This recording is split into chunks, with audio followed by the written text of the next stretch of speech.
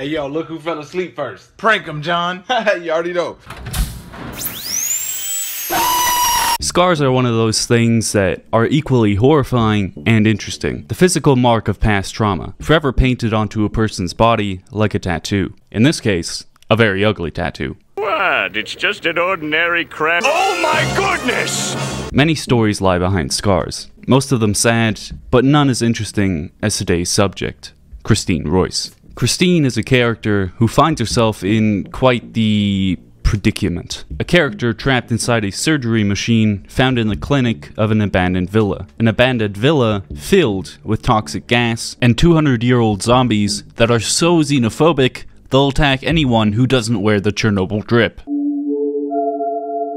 A nightmare scenario that most of us would never willingly subject ourselves to. But for Christine, there isn't a single place she'd rather be. As a person she's here for is easily the most evil character I've seen in a very long time. To explain how Christine ended up here, the world she inhabits, and the person she's here for, I'm going to have to start from the beginning. AKA, explain Fallout New Vegas to people who actually get bitches. Anyways, Fallout New Vegas is a game that takes place 260 years in the future, in a nuclear wasteland that has been ravaged by an atomic war between China and the US. Damn, this shit kinda accurate though. Nevertheless, humanity has rebuilt, setting up shops, cities, and even establishing a universal currency, bottle caps. But as you can imagine, business opportunities are rare to come by when getting stung to death by a horde of giant wasps is on the table. So when we, the player, heard the broadcast of a woman telling us about the fortunes that wait for us at the Sierra Madre casino, we were horny, intrigued. Surely this casino had a vault filled with chips, and presumably gold. Enough gold to escape the dangers of the wasteland and to never have to work another day in your life. So naturally, we took the bait, following a radio signal of the casino to an abandoned bunker where we were knocked out and kidnapped. Hey, you wanna know how much I got paid for this ad? Not a fucking dime. Why? Because this video is sponsored by Gamer Subs, baby. The 0-calorie, 0-carb energizing supplement that gives you the energy you need, all while disappointing your parents at the same time. And they come in like a million different flavors, so you're probably gonna find something you like. My favorite is titty milk, because it looks like cum. Not to mention the wide variety of shaker cups, most of which I cannot show you. Fun fact, caffeine is a stimulant. Stimulants actually suppress your appetite while speeding up your metabolism, making it really good for diets like intermittent fasting. Also a fun fact, I asked if I could make it into crack and smoke it for the ad. They said no.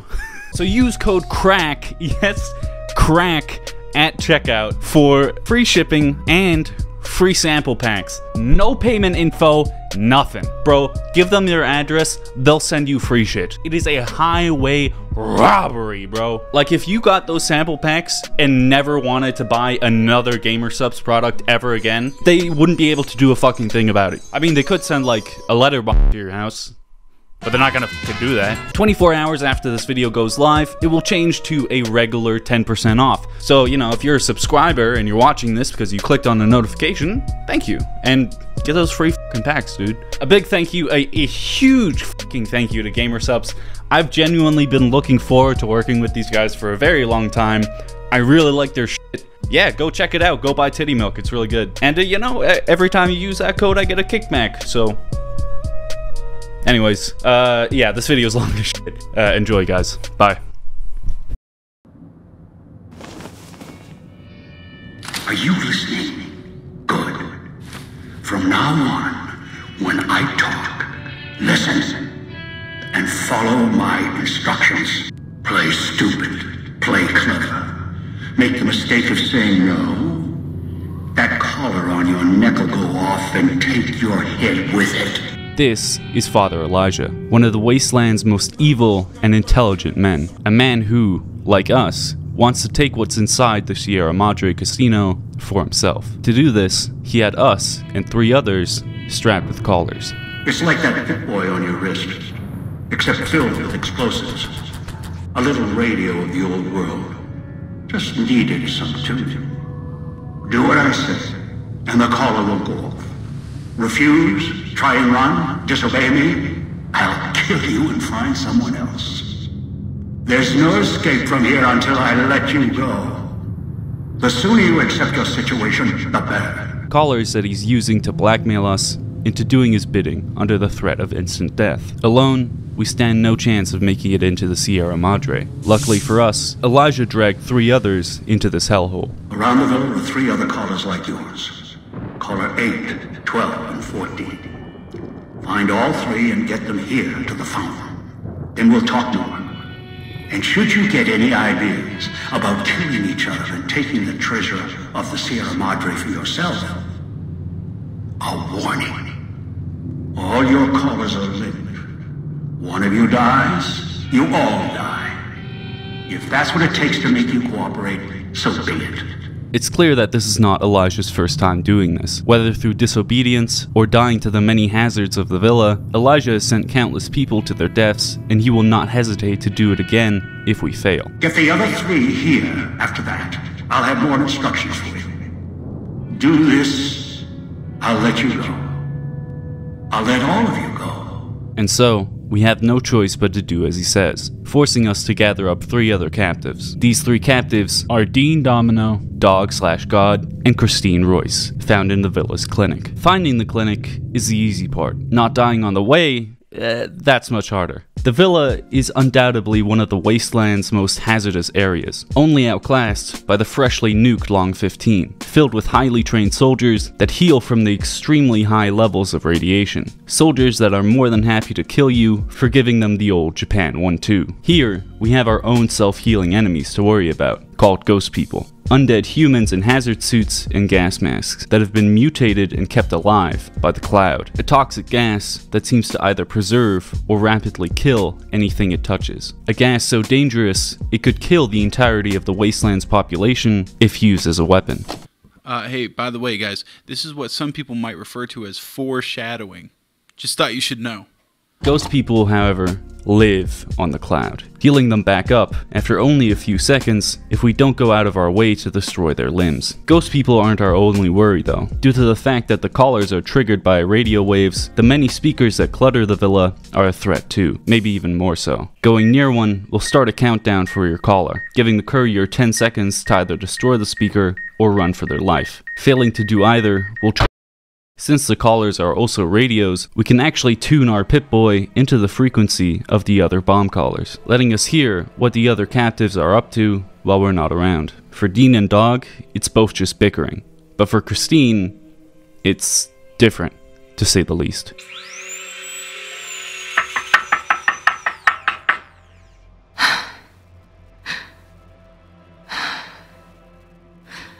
All we hear is faint breathing, only for it to be interrupted by the sounds of a saw, followed by banging.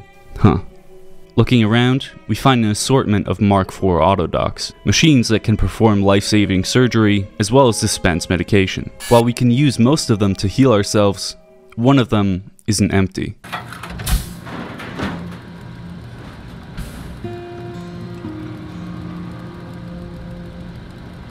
The woman before you looks disoriented, pained.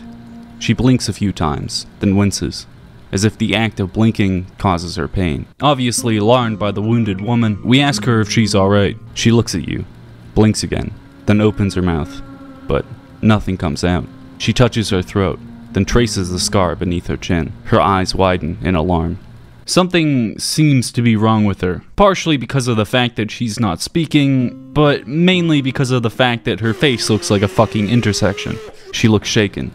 As she glances at the autodoc, she recoils, and her mouth opens, but again, nothing comes out. She looks back at you, and her hand clenches into fists. Her eyes narrow, and she takes a step back, studying you. The woman opens her mouth again, winces, then frowns and drags her finger across her throat in a slow motion. She looks more angry than pained now. Now, some may interpret this hand motion as the phrase, "I'm going to fucking kill you." So, I'm gonna assume that's what she means and attempt to defuse the situation. Frowning, she touches her throat again, gently. Then her hand brushes her collar. Then her frown deepens. Her eyes narrow as she traces the edge of the collar unit until she finds a lock. She begins to press it with her fingers. Seeing that Christine is poking around at a bomb on her neck that's linked to mine, we gently intervene. No! Don't touch that!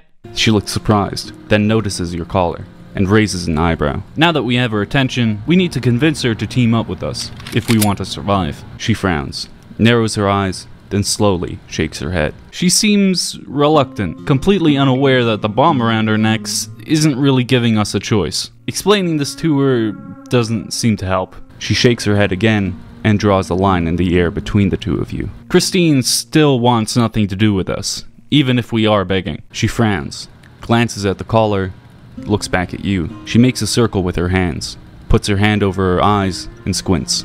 She doesn't seem to be interested in what we want, more concerned with finding what she came here for. But under Elijah's threat of the bomb collars, she doesn't really have a choice, and reluctantly, she agrees to follow us. She nods at you, then lowers her hand from her eyes, shakes her head. She draws a slow line between you, especially after we agree to help her any way we can, even if she doesn't believe us. She studies you again, then her expression softens slightly. She shakes her head slowly and gives a silent sigh. She nods at you, then raises an eyebrow and nods at the door. Christine nods and steps slightly behind you, waiting.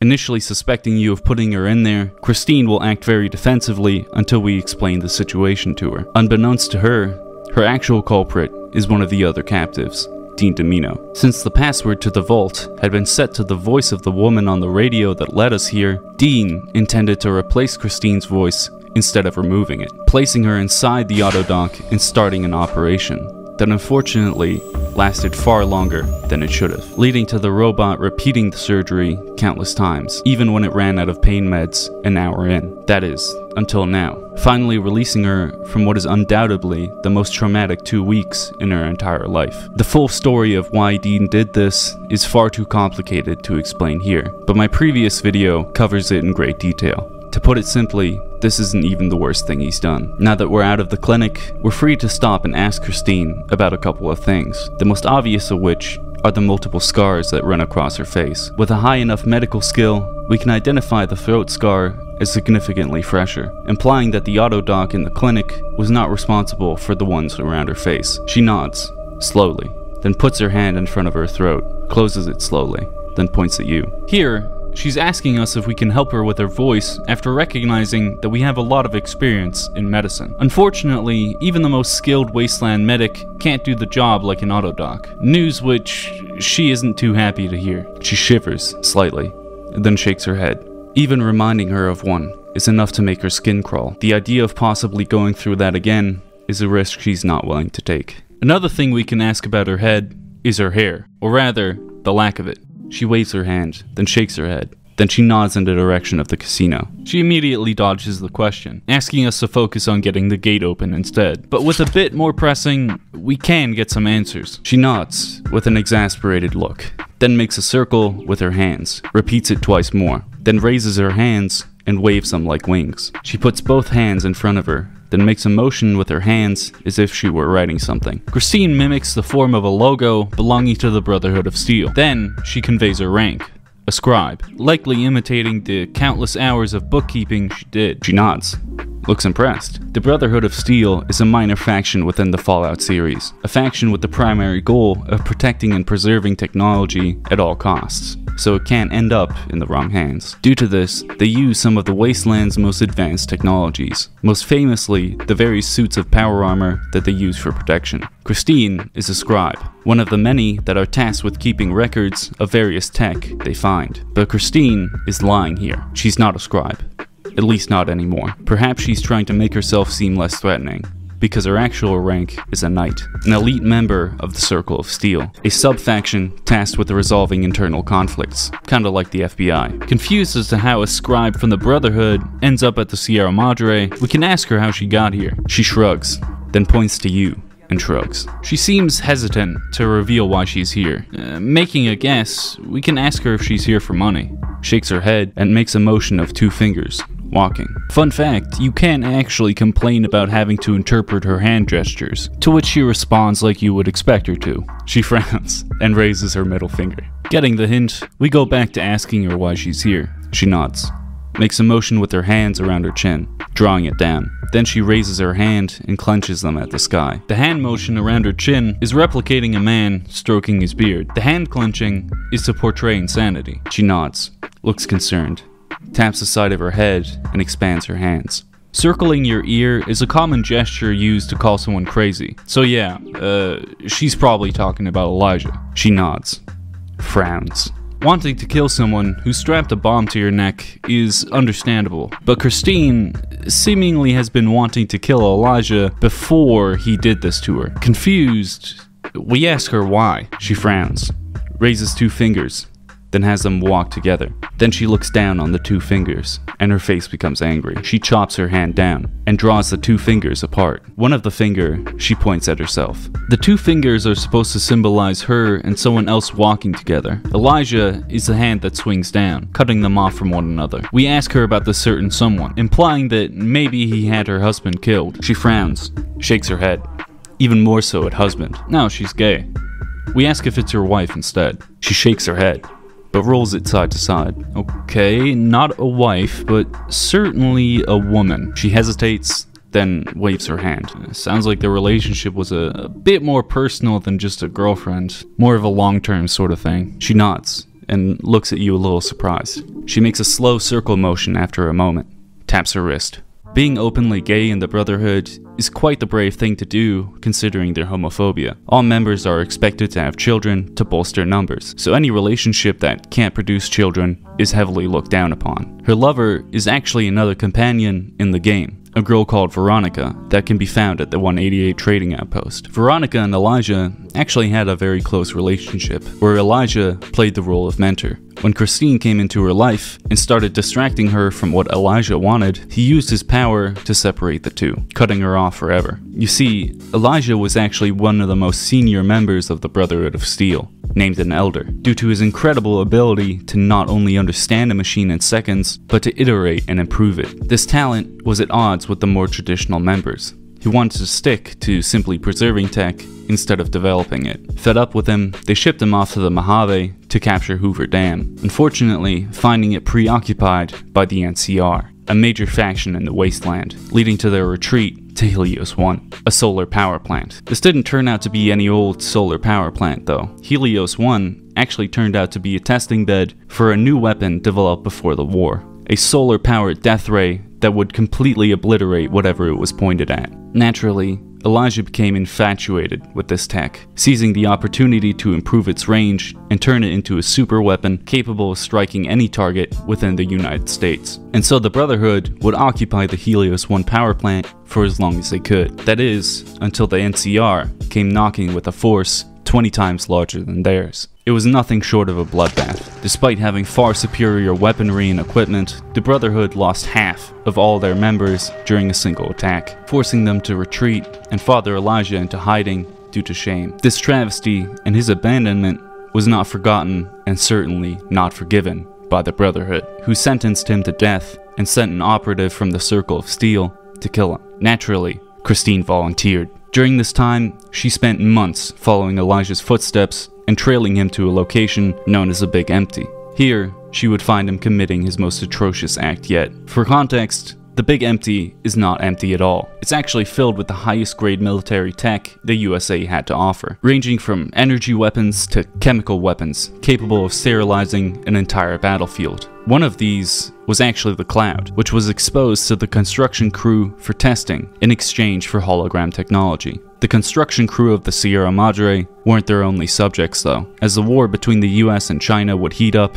the US would put Chinese Americans into concentration camps, much like they did to the Japanese Americans during World War II. Here, not only were they stripped from their homes and families, but they were also fitted with bomb collars. Bomb collars that would blow up their heads if they dared to try and leave the camp. When the bombs fell, their situation didn't get better at all, as the radiation would turn them into rotten, immortal ghouls, still trapped, still living, trying and failing to escape. So when Elijah stumbled upon these tortured souls, who he himself recognized as Chinese citizens who did not deserve their treatment, what did he do? Did he free them? Release them from the living hell they've endured for the last 200 years? Nah. Elijah went, "What's that? Perfectly good test subjects. already wearing the bomb collars I want to test out? Yes, sir! And so, he would use these people as his guinea pigs, killing a few while trying to deactivate them, and even dissecting one at his watchtower. This is where Christine finally tracks him down, taking shelter in a ruined building across from his watchtower. Unfortunately, she wouldn't get the opportunity to kill him, being knocked out before she could do so. This happened during an ambush performed by robots. Robots that were actually sent to deal with Elijah by the rulers of the Big Empty. While Elijah managed to escape, Christine was far less lucky, being dragged to a medical facility where an autodoc cut open her skull in an attempt to lobotomize her, resulting in permanent brain damage in the form of dyslexia. This is the reason she has scars all over her head, and also why she isn't simply writing down what she wants to say to us. The brain damage won't allow her to. Luckily for her, a strange courier would rescue her from this place, tending to her wounds and setting her free after. Upon hearing from this non-important nobody that Elijah was heading for the Sierra Madre, she didn't hesitate to follow him, even leaving her armor and rifle behind in a hurry. But why is Elijah doing this? Why did he need the bomb collars, and why is he so obsessed with the Sierra Madre? While your initial suspicion might be the money, the real answer is far more horrifying. Due to his failure at Helios 1, Elijah aimed to redeem himself in the eyes of the Brotherhood, wandering the wastes, looking for weapons he could use. During his time at the Big Empty, he learned of the Sierra Madre, not only about the casino, but the tech that could be found inside it. Most importantly, the vending machines, cloud, and holograms. The vending machines might as well have been works of pure magic, as they could turn the Sierra Madre chips into anything a person could want. Food, water, money, drugs, guns, bomb collars. Everything you'd need to build up a nation from scratch. First, he would have to wipe the slate clean, though, planning to cleanse the wasteland with the cloud, then enslaving its population with bomb collars in order to ensure compliance. Any other protection work could be carried out by the holograms. This is why Elijah wants in so badly, and why it's imperative that we stop him. If we don't, he'll almost certainly cause millions of deaths, and force millions more into slavery. He is, in my opinion, the most evil character in the entire game. What's even more terrifying is his intellect. Not only is he evil, he's incredibly intelligent and capable of acting on his ideas. If we don't get in his way, he will get into the Sierra Madre and enslave the wasteland. For now though, we're going to have to play along. So at the fountain, we do as he says. Good. Well done. Now for the festivities and your part in all this. The owner of the Sierra Madre, for whatever reason, keyed the grand opening to the gala event itself. It needs to be fired off in order for the casino doors to open. As I've discovered, one person can't do it. So get your team into position indicated on your Pipboy, then trigger it properly. You're so close now, don't let me down. Otherwise, I'll have to rely on the next team. You can hear the excitement in Elijah's voice after coming closer than he's ever been to the Sierra Madre. Considering the amount of potential gold in the vault, I'd feel the same if it weren't for that caller. Use your team as I use you. Listen to your caller. Watch where you step. You're no use to me dead. The markers in question lead to 3 spots. One for Dog, one for Dean, and the last one for Christine. The switching station, where Christine must ascend down an elevator shaft to manually handle switches for the opening. Once we get there, Christine seems less than enthusiastic about the idea. Christine motions to you, points at the door uneasily, then makes a pulling motion with her hand. She seems hesitant to go near it. Immediately upon entering the building, Christine starts to become very nervous, being reminded of her time in the autodoc getting carved up. This experience has also given her intense claustrophobia, a fear of tight spaces. So understandably, when she realized that her job needed to be done in a cramped space, surrounded by loud machinery, she obviously started having flashbacks and reliving those 2 weeks. Christine glances at the elevator. Her expression becomes worried. Then she looks back at you, then reluctantly shakes her head. Not understanding at first, we ask her what's wrong. Christine studies the elevator frame, raises her hands, then sets them down, then raises them up again. She gives a silent sigh of exasperation and frowns at the elevator. Her hand brushes the side of her face, tracing the scar. Now realizing her fear of tight spaces, we can link it to what happened in the auto dock and hear her out. She turns to you, relieved, and nods. Then she turns away, and her face crumbles. She makes motions with her fingers, then clenches her fists. Here, we have two options. We can simply intimidate Christine into the elevator, which is by far the simplest choice. However, this will make Christine hostile towards you after we make it into the casino, rightfully viewing you as a monster that only cares about himself.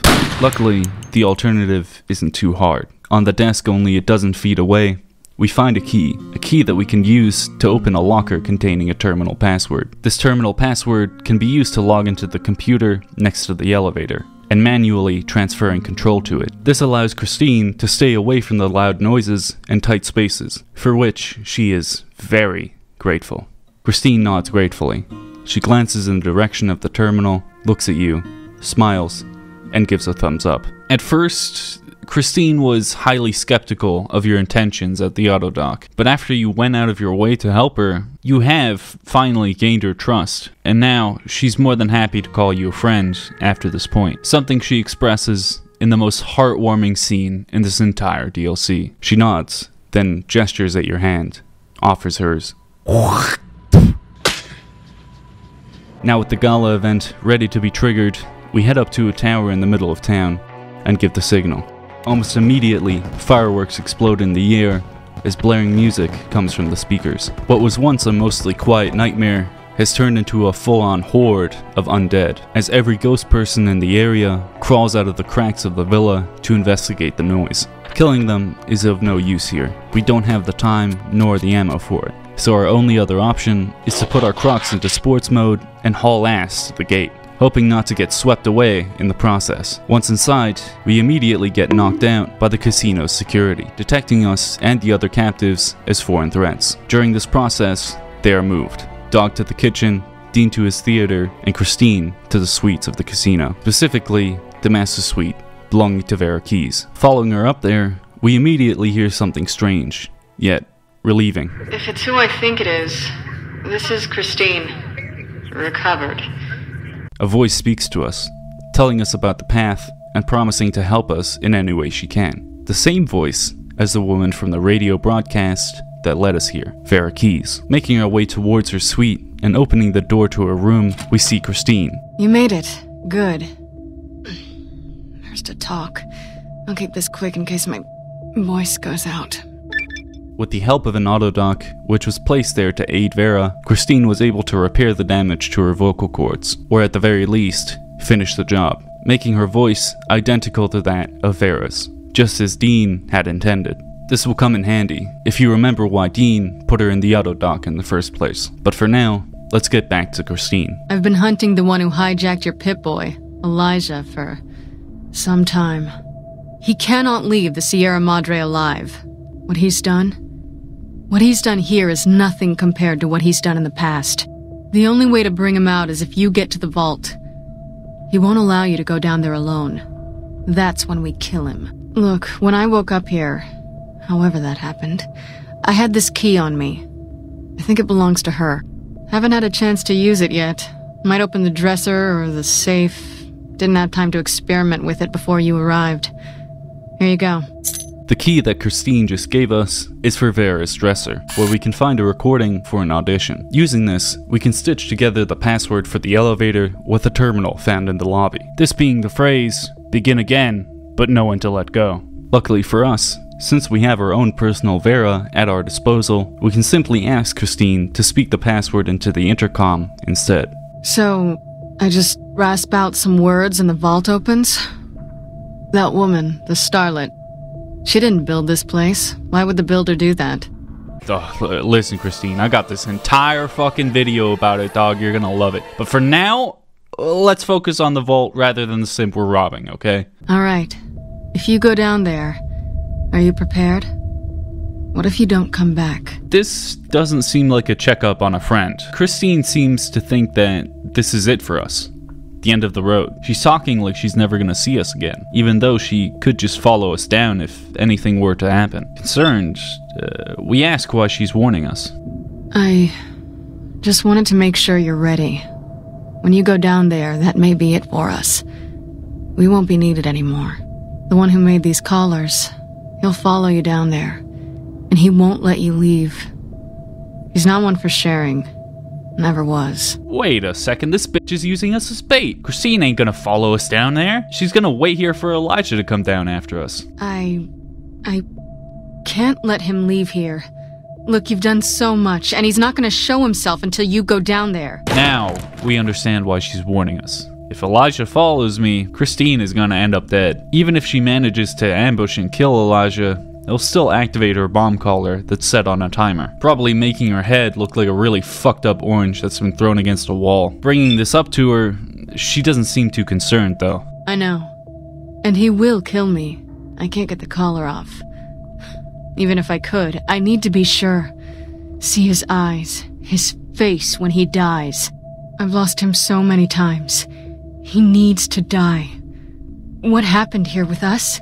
He's done so much worse.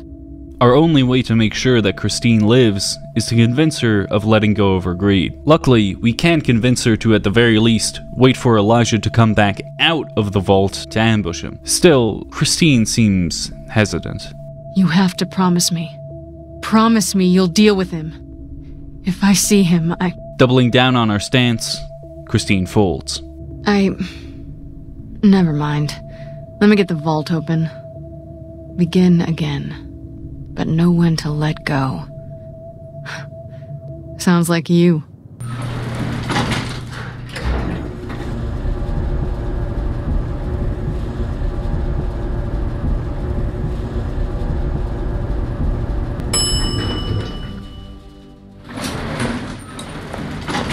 Descending into the deepest parts of the casino, we finally come across the vault. A heavily fortified bunker with turrets to stop invaders and enough steel and dirt to stop a bomb of any size. Inside, we come across the most beautiful sight in the game. A table stacked high with gold. Gold worth 10,000 caps a pop.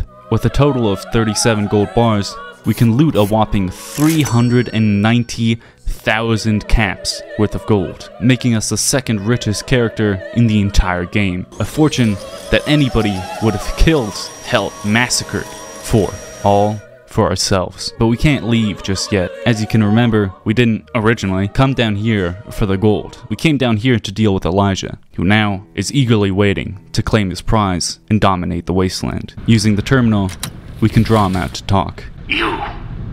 You're in the vault, finally. After all this time. The Sierra Madre. Mine. Don't move. Don't go into the vault, and don't touch anything else. There may be more traps down there. Another security system. You can hear the amount of excitement in Elijah's voice. After so long, after so many dead bodies, failing to get into the Sierra Madre over and over and over again, finally, he's gotten someone inside. Still, he hides behind a screen. Hiding? Hardly. Trapped. You think you were the first one to unlock the casino door? No, I did it. With other hands, other bodies. After that, the casino wouldn't let go. Once I was locked in, no way out. Until your Pipboy signal came to life in the villa.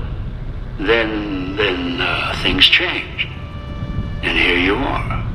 To get him to show his face, we're going to have to take some extreme actions, threatening to destroy the information held in the vault that he's worked so hard to get. And yet, he doesn't budge. No, I don't think so. It'd most likely trigger other security measures, if you hurt the vault at all. The builder of the casino built it to last. The Sierra Madre withstood the war. I'm sure the vault is protected as well. Besides, you wouldn't have followed the signal if you didn't want this place's secrets for your own. You're curious, past the threats.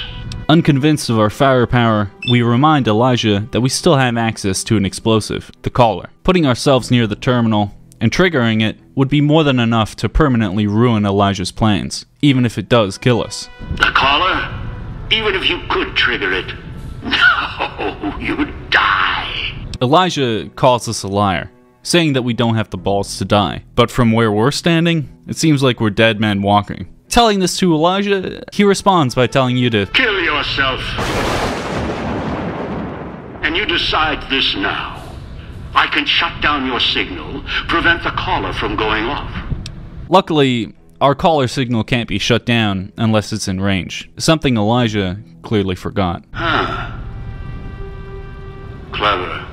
Whoever designed the Sierra Madre, their obsession with messing with frequencies and signals. I'm coming down. I'll meet you face to face at the vault entrance. If you resist, I'll use the collar even if it puts the vault at risk. By holding the vault hostage, we're able to get Elijah to come down and see us face to face, locking the vault down and setting the elevator to depart permanently after a few minutes. Luckily for me, I got 2 aces up my sleeve. As Elijah enters the vault room, he activates the security system, waking up the turrets. What he doesn't know is that Christine is still with me, sabotaging his plan and forcing him to kill me himself. This is where my second ace comes into play. Elijah is one of the toughest enemies in the game. That is, if it weren't for a single perk. A perk that allows shotguns to knock over targets. So when Elijah rushed,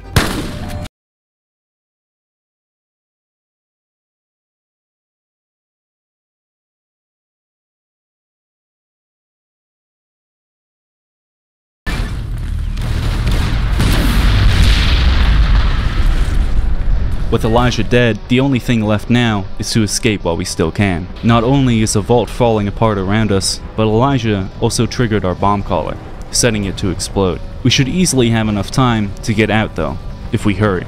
But the gold is too heavy. We can barely move. I have to drop all of it. Surely I don't have to. I mean, surely I could still get there. It's not that far, right? Right?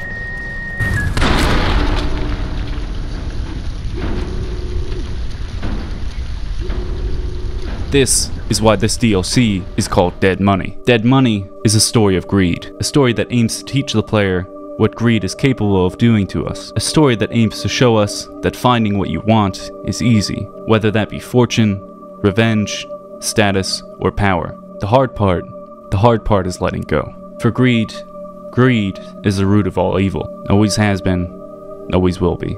So anyways, here's how to make it out with all 37 gold bars. Step 1, pop a stealth boy. Step 2, wait for Elijah to walk past you as you sneak around this pylon. Step 3, stand there until Elijah makes it to the computer terminal and run like hell. Step 4, drip. My gun, iced. My Pipboy, iced. My armor, iced. My helmet, iced. My ammo, iced. My Doc Mitchell, iced. My Chet, dead. I'm telling you, Doc, he had to go, okay? I'm just too rich now.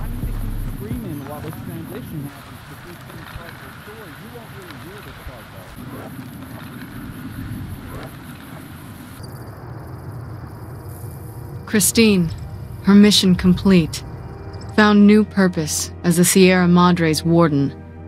She watched over it silently, by choice. Over time, the ghost people came to see her as one of the holograms. They would watch, silently, as she walked among them. At times, Christine thought of the courier, who had kept Elijah's hand from her throat.